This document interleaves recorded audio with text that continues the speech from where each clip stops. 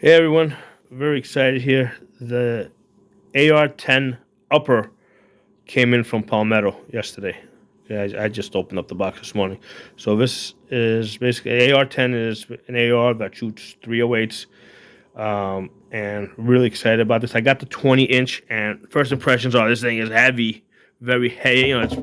I think that the upper by itself is feels like it's heavier than like a full AR-15 that shoots 5.56. Okay, the bolt is like a lightsaber. This thing is big. Okay, so there's a lot of bigness going on. They do have it staked, which is nice. Okay, it is single ejector, right? Because on a lot of AR bolts, sometimes you'll see the double ejector. So this is a single ejector. Now, for those of you guys that don't know, like there's no mil spec AR-10. Each company does its own thing. Okay, so if you're buying an AR-10 upper and an AR-10 lower, you best order it from the same place. Okay, from the same manufacturer.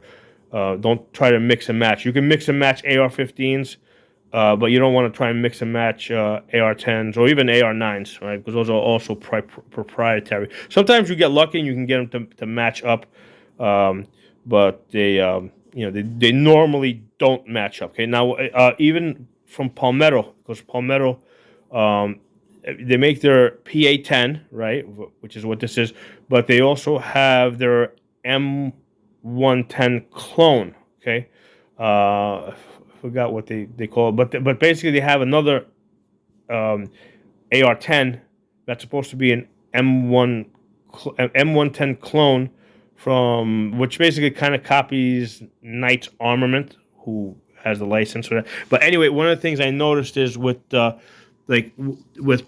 M110 clone, the cut back here is different. So this one is more rounded. Okay, the M110 is diagonal. Okay, so even from inside of Palmetto, right? If you get their PA upper, you can't, let's say, match it up to their M110 clone lower. Okay, so even though they both shoot 308s, okay, so you got to be really careful when buying uppers and lowers that they're gonna match up. So this is the 20-inch. Okay, the reason I got the 20-inch is because I was going for quieter. I don't want to put a suppressor on it. All right, I don't want to have to deal with the NFA. So I've noticed in the past that the longer barrels generally are quieter. Okay, from the perspective of the shooter anyway. So that's why I went with the 20-inch. Of course, you get the added benefit of some extra velocity and that stuff. Right now, I bought this because I specifically want to join the 1,000 yard club. Okay, now I don't mean that there's a specific club that has that name, but I've already had a membership to a gun club that goes out to 1,000 yards. But I want to be able to get out to 1,000 yards and hit hit with confidence, be able to and know that I can get hits at 1,000 yards. So that's the thing that made me get into the AR-10.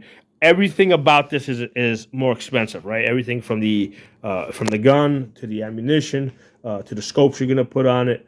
In fact, the gun isn't that much more expensive because if you can get like an AR-15 from Palmetto for about $500, you want to buy the upper and the lower separate because it's cheaper that way. The manufacturer pays less of a tax if they sell you the upper and the lower separate because they only get taxed on the part with the serial number. So if you buy the whole gun complete, the manufacturer pays a tax on the whole thing. If you buy just lower, then they just pay the tax on the lower. So if you buy you're gonna pay the sales tax, but the manufacturer doesn't pay the firearms tax. So that's why it's cheaper to buy your uppers and the lowers separate. I probably saved about $200. So what I was saying is if you buy your upper and your lower for an AR-15 separate, you're going to come in around $500. With this AR-10 upper and lower separate, it came out to about $700 and some change, like maybe $735 or something, which, hey, it's not a huge difference, but the thing is, like, hey, with this, now all of a sudden, instead of getting like a $300 red dot, I got a $700, 5 to 25 scope. So my scope is more expensive, right? So the ammunition is more expensive. Um, the charging handle here, once you put the scope on it, these regular charging handles, you can't reach this. So I had to get a better charging handle. So that was like an extra whatever, $35 or $40. Okay, so there's an extra expense right there. I'm planning to leave the bird cage. Okay, I know a lot of people put muzzle brakes on their AR-10s. The last thing I want is more noise. So I'm going to leave the bird cage. If anything, I might get a linear comp to send more of the noise downrange if this is still annoyingly loud. Okay, so yeah, definitely not putting anything on this gun to make it louder. Okay, not putting a suppressor on it because again, I don't want to deal with the NFA. The bolt, man, this thing's like a lightsaber in your hand. It is big. It is staked. Okay, it is a single ejector because some of the AR bolts have double ejectors. So this is a single one. I mean, I don't think that'll be an issue, but it is a big bolt. You can see the teeth over here for the forward assist. So it does have forward assist. It does have a the dust cover. You can take a look here, see how the rail's like attached. I mean, that thing is not coming off. I mean, they got the anti-roll and everything on it. So on the, where are we? Is this a, yeah, I think that's a QD point here. So they do have a QD point here. It looks like a QD point. I'm pretty sure it's a QD point. I mean, I have to put a QD in this. I mean, there's no reason why these would be M-lock here and that would be circle unless that was a QD. But I have actually seen like rails where they have like a circle thing and it's not QD. So, but I'm pretty sure that's a QD point. It actually makes sense that it's further back here because on the 20-inch. Well, actually, it's a 15-inch. No, I think that's a 15. Yeah, it's a 15-inch rail, 20-inch barrel, 15-inch rail. I'm probably going to end up putting an M-lock. In fact, I already ordered it. I'm going to put an M-lock QD, like probably somewhere around here because that's probably too close for me. And going all the way to the end is probably too far. I want to probably be somewhere around here. The gas block is right up here. So usually if your gas block is there and then you try to mount any M-locks here, the screws interfere with the gas block. However, on an AR-15, however, on the AR-10, everything is just kind of supersized, so there's probably enough space there for the screws to go in if you want to mount up here. I mean, and you can always grind them down a little bit shorter too if you wanted to. But if you wanted to put any QD stuff, any M-locks up here, like for a light or something, you could. Although, again, this is going to be a distance shooter, so I'm not planning to put a light on it. So the sling, M-lock sling is going to probably go someplace over here. The interesting thing is I want a closer look at this, at the, what do you call this thing? The gas adjustment thing. This is an adjustable gas block. Can't remember the exact name of it. So from there, you're able to let more gas into the system or let gas out of the system. So I was curious what that was going to kind of look like in person. Let me get this up to the door over here. Hey, cat. So there you go, a little bit more light. So as you can see, it's really on the 15-inch rail with the 20-inch barrel. It's really close, so it's accessible. So you can use a regular Allen key. So that was going to be one of my concerns, like how I was going to actually reach that with an Allen key. They do give you an extended Allen key because I think with some rails and some barrels, or in the past, I think the gas block was on some configurations like way back here. So it's harder to reach it. So you needed a long Allen key to reach it.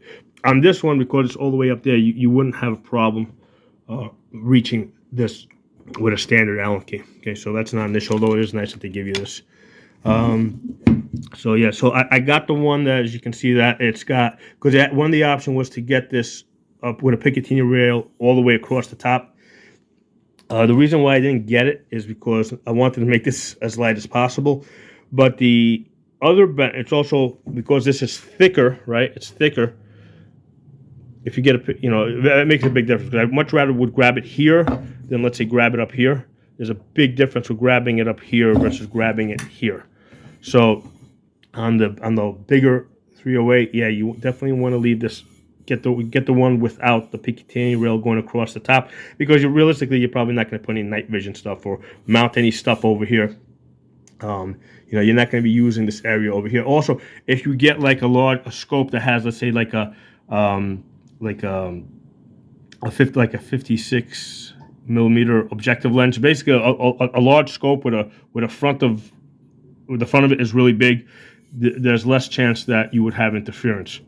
Because that's one of the things I was a little concerned about with the scope that I ordered. I ordered the primary arms 5 to 25 by 56, so it has a large objective lens. So I was trying to figure out, okay, what mount do I need to get now so I have enough clearance, so it's not hitting, the scope isn't hitting this area here. So the one I got, I think, was from Area Precision. From what I saw, it shouldn't be an issue, even if this was a Picatinny straight across. But this dipping in over here gives me that little extra clearance. Okay. So yeah, this thing looks really cool. I mean, the lower should be going to the FFL today. So I don't know if I'll be able to pick it up today. So I was kind of excited. That's why I wanted to do this video. The pin locking points here are like really big. I mean, they're like, you can, this is really beefy over here. So yeah, I just want to give you guys some initial impressions, just from kind of opening it up out of the box. So yeah, the only thing I'm changing on the upper is the charging handle. On the lower, I am planning to, I got like a heavier buffer weight. Even though you can adjust the gas from up here, just to try to bring the recoil down as much as possible, I'm going to put a heavier buffer weight. Like instead of, like, I think the 3, that's standard, the 3 ounce or 3.5 ounce, I'm putting a 5.6 ounce, and I also got a heavier spring for the lower. And I'm also changing the trigger on that. I'm putting a 2-stage trigger into that.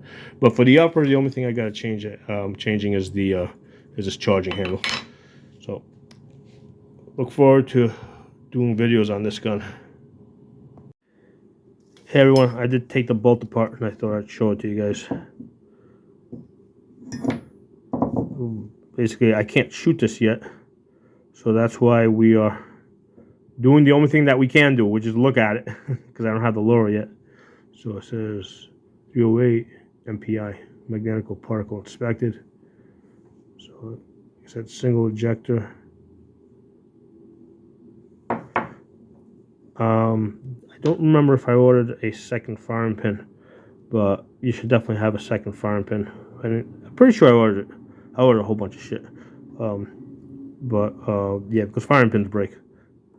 So I ordered a second firing. In fact, I need to order a lost and broken parts kit that'll have like extra springs. I think I didn't find one that I liked, that I had like all the parts that I wanted. So, but yeah, you definitely want to have a lost and broken parts kit. So the thing with the 308s, because each company does its own thing, you want to order from the company. So if you order firing pin, order it from Palmetto. Lost and broken parts, order it from Palmetto, so you make sure that everything fits. If that's what you order, right? If you order from Palmetto, if you order your AR-10 from some other manufacturer, try to get all the parts from there.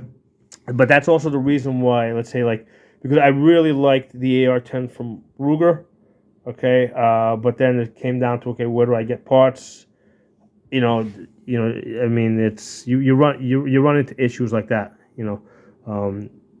with Palmetto, I know they have they sell lots of stuff. They sell in high volume, so that increases the chance that you can be able to buy extra stuff when you need it.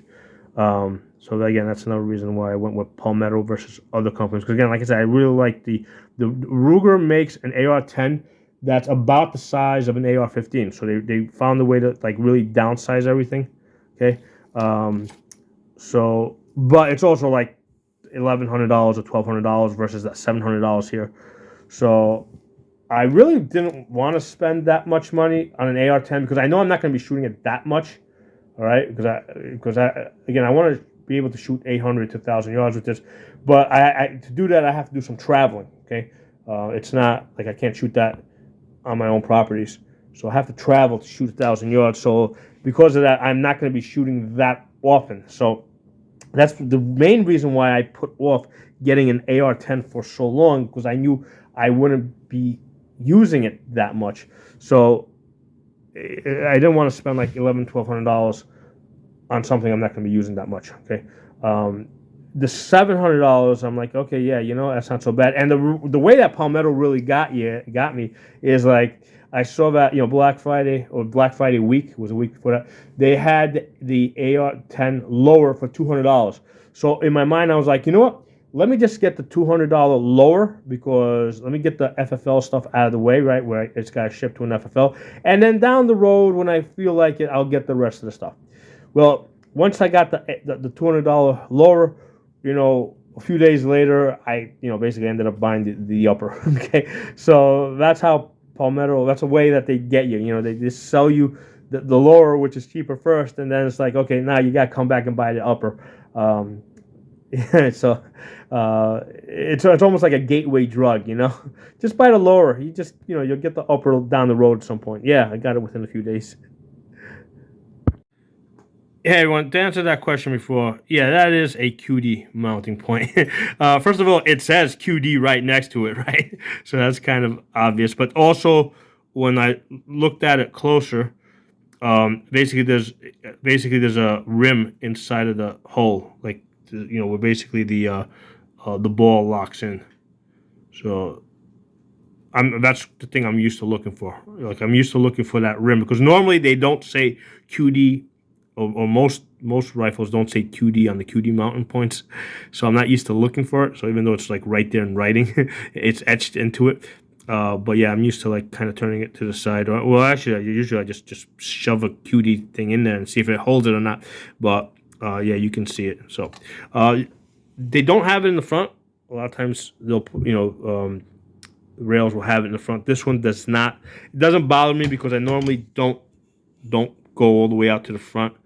Normally I bring it back just a little bit on the 20 inches, the 20-inch ones. Even though this is on the 12-inch, yeah, on the 12-inch I go all the way to the front. On the 15, I usually bring it a little further back. Now this one over here, because this section over here, basically the upper receiver is also longer, right? The upper receiver is longer on the AR-10. It may end up coming even a little further back, but that's whatever. We'll see when we try this out. Hey everyone, I also want to show you this card that came with it for adjusting the adjustable gas block. And this is also the reason why I'm doing this video, because I'm, later on when I'm actually shooting this thing, I'm not going to have this card. So anyway, the one I have is the 3-position one. The wrench is the 3/32, right, which they give you. Now the one that they give you is really long. Here, I had it here. Okay, this one is short enough that you can just use a short one. Okay, but it is a 3/32 if you want to have an extra, just throw one in your gun bag. So on the 3 position, right, which is what I have, is a total of 17 clicks. They kind of make it a little confusing the way I understand it is for each rotation, right? For each full rotation of this valve, let's see if maybe you don't have enough light here. There it is. You can see it there. There it is. So for each full rotation of that valve, you get 3 clicks. Okay, so there's a lot of rotations that you can get out of it. So it's a total of, according to this, it's a total for the 3 position. It's a total of 17 clicks. So you got 17 possibilities. If you got the 5 position one, okay, you got 26 clicks. So this one has this one, the one I have, the 3 position. So with the 308, it should be from the closed position. I'm guessing it's from the closed position rather than the open position. But from the closed position, I'm guessing it's